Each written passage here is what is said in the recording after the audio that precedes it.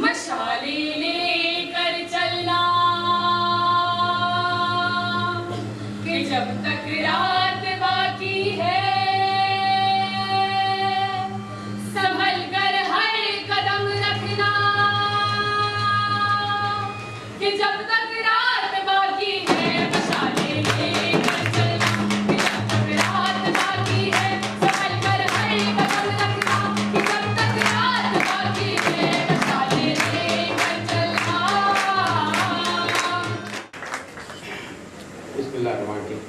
Thank you very much.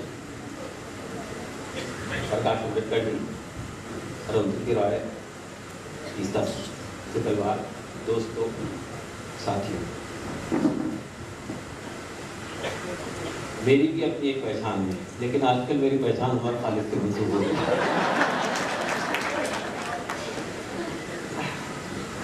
दोस्तों, मैं अपनी बात की शुरुआत दो कविता की पंक्तियां हैं उससे करना चाहता हूँ। आप जानते हैं कि हमारे देश में जब आज़ादी की लड़ाई लड़ी गई थी तो एक शेर, एक क्रांतिकारी शेर जो है इस देश में बहुत गूंजा था। मैं समझता हूँ कि आज भी 70 साल बाद उस क्रांतिकारी शेर की ज़रूरत है। वो शेर है, सरफरोशी की तमन्ना अब हमारे दिल में है, देखना है जोर कितना बाज़ का।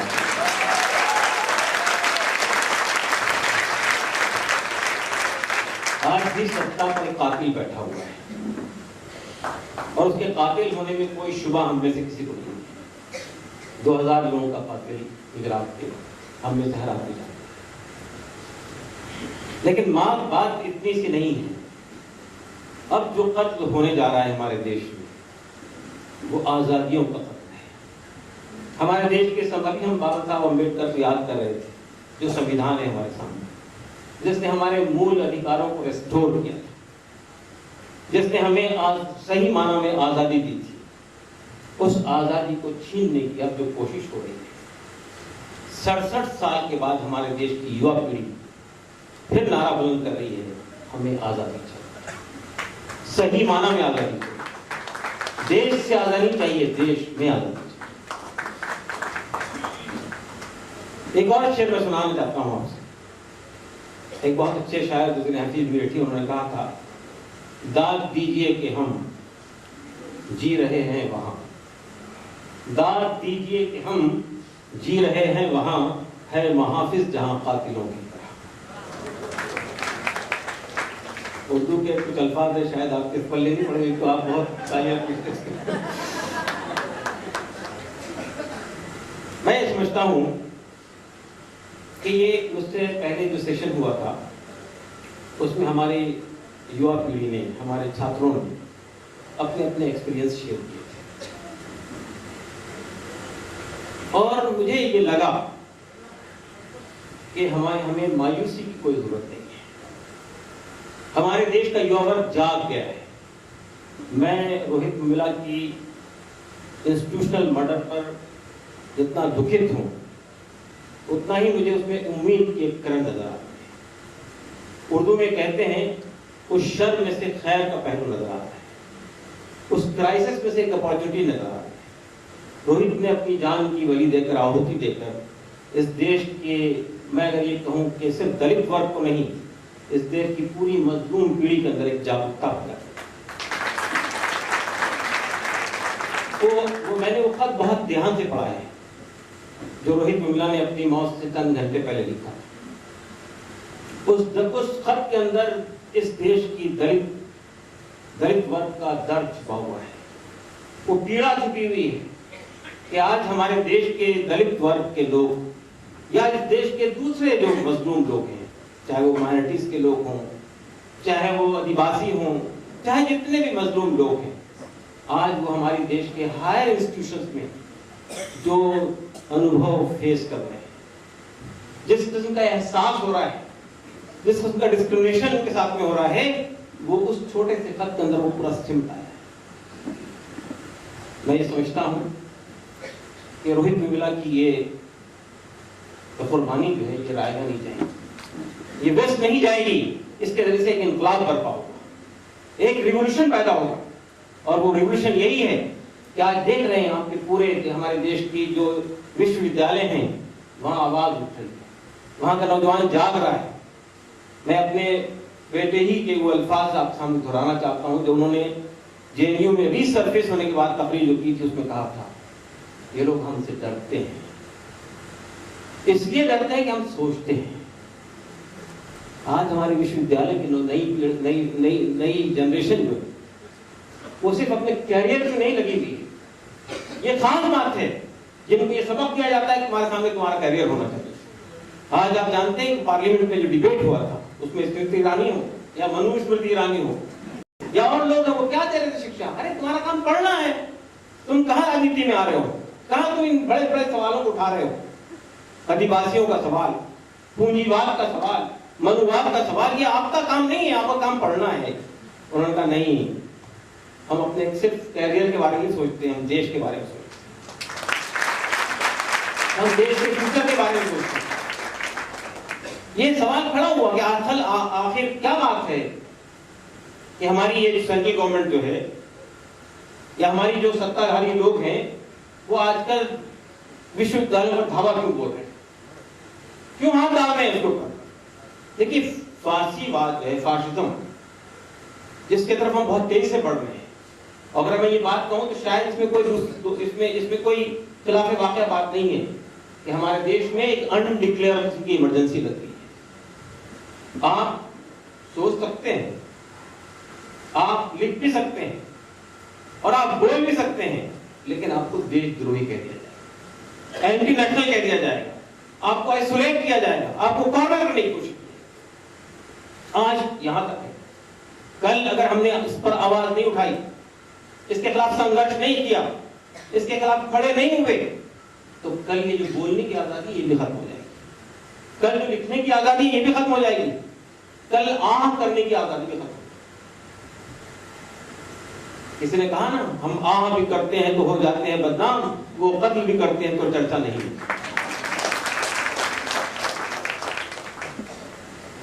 तो वो आह करने की आजादी भी छीन जाएगी। मैं अभी मुझसे पहले जो एफटीआई के छात्र कह रहे थे, हम यहां तक लड़ाई को लेकर आए लेकिन हमें रास्ता सुझाई नहीं दे रहा कहां जाना है। मैं ये कहना चाहता हूं, प्रॉफिट मोहम्मद सल्लल्लाहु अलैहि वसल्लम ने कहा था कि जाबिर हुक्मरां यानी तानाशाह अगर हुक्मरां है आपका, तो उसके सामने सच बात कहना सबसे बड़ा जिहाद है। इसका हौसला दिखाना, तानाशाह सामने खड़ा हो, आपकी आवाज बन सकती है, आपको गोली से भुना जा सकता है, लेकिन किसी ने साहस तो दिखाया, किसी ने हिम्मत तो दिखाई। ये बहुत सारे लोगों को जो दबे हुए कुचले हुए वो आवाज देती है ये चीज। तो मैं ये कहना चाहता हूं हमारे छात्र वर्ग से कि आप इस संघर्ष को, इस लड़ाई को यहां तक लाए हैं। अब हमारा, प्रकाश अंबेडकर जी, अरुंधति राय जी, तीस्ता जी, अब हमारी जिम्मेदारी बनती है कि हम इस संघर्ष को आगे ले जाएं।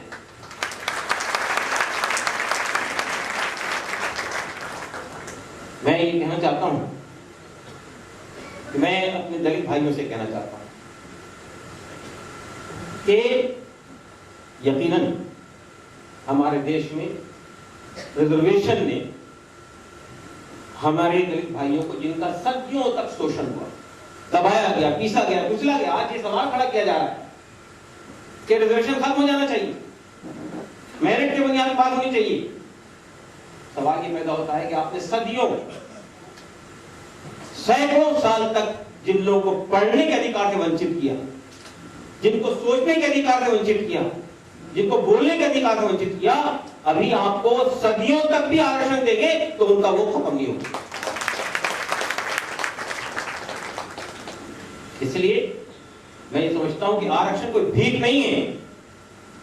जो जुल्म ढाया गया था, जो अत्याचार किया गया था, जो डिस्क्रिमिनेशन किया गया था, उसका कुछ बदला है और वो आप भीख नहीं दे रहे हैं, वो उनका हक है जो आपने छीन लिया। मैं समझता हूं कि आज ये वक्त आ गया है, हमें ये आवाज उठानी चाहिए। किस जमाने में हमारी लेफ्ट के लोगों ने आवाज उठाई थी, दुनिया के मजदूरों एक हो जाओ, लेकिन अब आगे से आने की बात है। सिर्फ मजदूर मजलूम नहीं है, सिर्फ किसान मजलूम नहीं है, सिर्फ दलित मजलूम नहीं है, सिर्फ आदिवासी मजलूम नहीं है, सिर्फ माइनॉरिटीज के लोग मजलूम नहीं है, सब के सब मजलूम। अब हमें एक नारा देना चाहिए कि दुनिया के मजलूमों एक हो जाए, अक्रॉस द बाउंड्री। और ये मेजॉरिटी में है, लोकतंत्र में मेजॉरिटी की बात सुनी जाती है ना, ये लोग मेजॉरिटी में हैं लेकिन बटे हुए हैं। मैं ये समझता हूं रिश्ता जी, ये जो कुछ हुआ है हैदराबाद यूनिवर्सिटी में, जेएनयू में, एफटीआई में, आईआईटी मद्रास में, इसने हमारे युवा वर्ग को झंझोड़ दिया है। और मसला सत्ता में जो लोग आए हैं आज, मैं एक बात और कहना चाहता हूं, ये इतने कायर लोग हैं, इतने बुज़दिल लोग हैं, इनको मालूम है अपनी विचारधारा के बलबूते पे हम सत्ता में नहीं आ सकते। तो कहा गया सबका साथ सबका विकास, कहा गया अच्छे दिन आने वाले हैं। आपने ये इलेक्शन हिंदू राष्ट्र के नाम पे नहीं लड़ा, आपने ये इलेक्शन हिंदुत्व के नाम पे नहीं लड़ा। आप जानते हैं कि हिंदुत्व की ताकत कितनी है इस देश में, आप जानते हैं कि हिंदू राष्ट्र के बलबूते में कितना वोट आपको मिल सकता है। तो आपने देश को धोखा दिया, आपको बताया कि हम सबको साथ लेके चलना चाहते हैं, सबका विकास चाहते हैं, लेकिन आपने सिर्फ 1.5 साल बल्कि 19-22 महीने में ये दिखा दिया आप कुछ को साथ लेकर चाहते हैं और कुछ का विकास चाहते हैं। आप कारपोरेट वर्ल्ड का विकास चाहते हैं और आप वो कर रहे हैं। आपने आने के बाद सबसे पहला हमला यहाँ के किसानों पर, वो भूमि अधिग्रहण का जो कानून था उसको खत्म करने की कोशिश। फिर आपने दूसरा हमला यहाँ के मजदूरों पर किया। यहाँ के मजदूरों के सिलसिले में आपने राजस्थान में और मध्य प्रदेश में जो लेबर लॉ बनाए हैं, अब आप अगला निशाना जो है सेंट्रल लेवल के ऊपर आप उन लेबर लॉ को लाना चाहते हैं। इसलिए कि आपके जो मास्टर्स हैं कारपोरेट वर्ल्ड के और मल्टीनेशनल कंपनीज के, वो आपसे ही कह रहे हैं। आज मोदी जी बाहर की क्यों यात्राएं कर रहे हैं, देश की समस्याएं को नजर नहीं आ रही, बाहर से निवेश लाना चाहते हैं, लेकिन बाहर से जिस तरह हमारे देश में ईस्ट इंडिया कंपनी के लोगों ने कब्जा किया था, आज बाहर से बड़ी बड़ी कंपनियों को लाके यहाँ के लघु उद्योगों को, छोटे छोटे कारोबार को नष्ट कर देना चाहते हैं, खत्म कर देना। तो ये लड़ाई जो है हमें होलिस्टिक तरीके से लड़नी है। हमें एक तरफ यकीनन कम्युनल फासिज्म का थ्रेट है, जो लोग सत्ता में आज बैठे हुए हैं वो कम्युनल फासिज्म के अलंबरदार लोग हैं, लेकिन उसी के साथ साथ ये लोग ग्लोबल कैपिटलिज्म के भी अलंबरदार हैं। ये लोग जो हैं इस देश के को नष्ट करना चाहते हैं, तबाह करना चाहते हैं, बर्बाद कर देना चाहते हैं। तो अगर हम यही कहें कि हम इन लोगों से, इन विनाशकारियों से इस देश को आजादी दिलाना चाहते हैं, तो सही मानो देश को आजादी दिलाना चाहते हैं। दोस्तों, इस लड़ाई को होलिस्टिक लड़ाई से लड़ने, और मैं ये देख रहा हूं कि जब से ये लोग पावर में आए, आज पहली बार ऐसा हुआ है कि वेस्ट बंगाल में जो लोग एक दूसरे के खिलाफ लड़ते थे, लेफ्ट के लोग और कांग्रेस के लोग, वो हाथ में हाथ मिला के लड़ाई लड़ रहे हैं। आपने देखा बिहार में क्या हुआ, जितने लोग आपस में लड़ने वाले लोग थे उन्होंने देखा कि नहीं बहुत बड़ा खतरा है, इसका मुकाबला करना है तो हमें आपस के झगड़े खत्म करने होंगे, और उसका परिणाम आपके सामने आया। जरूरत इस बात की है कि जिन लोगों के दरमियान में ब्रॉड लेवल पे कॉन्सेंसस है, वो एक मिनिमम कॉमन प्रोग्राम के तहत में साथ आए, इसलिए कि हमारे देश के सामने एक बहुत बड़ा खतरा मंडरा रहा है। हमें इस बात का डर है कि ये लोगों को अगर पूर्ण बहुमत मिल गया तो फिर इस देश में से लोकतंत्र खत्म हो जाएगा। इस देश में से जो संविधान जिसकी हम दुहाई देते हैं वो खत्म कर दिया जाएगा, इसलिए कि इनका निशाना संविधान पर है। इन्होंने आने के बाद में पहला काम ये किया था कि बहुत चुपके से प्रियम्बल में से दो शब्दों को निकाल दिया। आवाज नहीं उठती तो शायद कुछ दिन बाद वो शब्द गायब हो जाए। और फिर हम जानते हैं कि जब वाजपेयी जी की सरकार बनी थी तो उनके जमाने में एक कमेटी का गठन हुआ था, अगर आपकी याददाश्त होगी, वेंकटाचलैया जी उसके अध्यक्ष बनाए गए थे पूरे संविधान को रिवील करने के, जिनके अज़ाइम और इरादे बिल्कुल ओपन हैं, खुले हुए हैं, उनसे मजीद धोखा खाने की जरूरत नहीं। हम ये समझते हैं कि ये लोग, इनका पहला निशाना यकीनन मुसलमान है। और उमर खालिद के ही अल्फाज मुझे याद आते हैं कि उन्होंने जेएनयू में रिफर्क से उन्होंने बात कहा था कि अगर आदिवासी और दलित है तो वो माओवादी है, और अगर मुसलमान है तो वो आतंकवादी। इस तरह टर्म करके आप एक के बाद दीगरे लोगों को खत्म करना चाहते हैं। पहले एक से लड़ाई लड़ेंगे, उसके बाद दूसरे से लड़ाई लड़ेंगे। मुझे वो याद नहीं आए वाक्य जो है, किसी ने जर्मनी में कहा था कि पहले वो आए तो मैं मजदूरों को तलाश करने के लिए, तो मैं मजदूर नहीं था इसलिए मैं खड़ा नहीं हुआ, तो उन्होंने उसको खत्म कर दिया। फिर वो आए फलां वर्ग के लोगों को मारने के लिए, क्योंकि मैं वो नहीं था इसलिए मैंने कुछ नहीं कहा, वो उसको खत्म कर दिया। फिर वो आए फलां वर्ग उसके ग्रुप की तलाश में, उन्होंने उसको मार दिया, मैं चूंकि वो नहीं था इसलिए मैंने आवाज नहीं उठाई, और जब सब खत्म हो गए तो मुझे मारने आए, कोई नहीं बोला, सब खामोश, इसलिए कि वो आवाजें खत्म हो गई। समझता हूं कि ये जो आइसोलेट करके अलग अलग लोगों को खत्म करने की कोशिश है, इसका एक होकर साथ मिलकर लड़ाई लड़ने की जरूरत है। मैं ये समझता हूं कि ये हमारे दलित भाइयों के लिए ये लड़ाई सिर्फ रिजर्वेशन की लड़ाई नहीं, ये पॉलिटिकल एम्पावरमेंट की लड़ाई नहीं है, ये सोशल डिस्क्रिमिनेशन के खिलाफ लड़ाई है, ये लड़ाई समानता की लड़ाई है, ये लड़ाई स्वाभिमान की लड़ाई है, ये लड़ाई डिग्निटी की लड़ाई है, ये लड़ाई समाज में सबके साथ कांधा मिलाकर लड़ने की लड़ाई, ये चलने की लड़ाई। और मैं ये कहना चाहता हूं इस लड़ाई में, मैं ये बात भी कहते हैं मुझे, यानी मेरी आइडेंटिटीज के कई पहलू हैं, उसमें एक आइडेंटिटी मेरी मुसलमान होने की थी।